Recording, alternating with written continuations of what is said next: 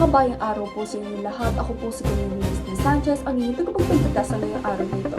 Petsa ng balita, February 12, 2026, oras ng balita, 8 a.m. ng umaga.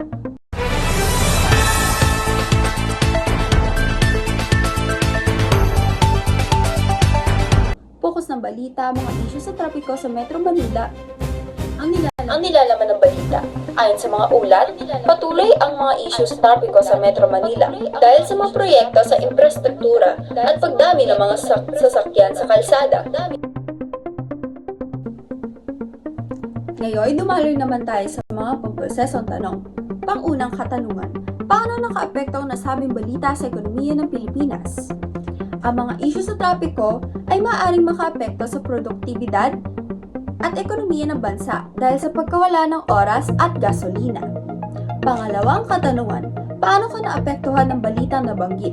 Ako'y nalulungkot dahil bilang isang mamamayan nakaapekto sa akin ang mga isyu sa trapiko dahil maaari itong makasantala sa pagpasok sa trabaho o paralan ng mamamayan o pasahero na nakasakay rito. Pangatlong katanungan, ano ang iyong aral na nakuha sa iyong nabasa o na napanood na balita? Ang aral na aking nakuha ay ang kahalagahan ng pagplano at paggamit ng mga alternatibong upang makaiwas sa mga isyu sa trapiko. Muli, ako po si Camille Sanchez, ang inyong tagapagbalita sa ngayong araw na ito.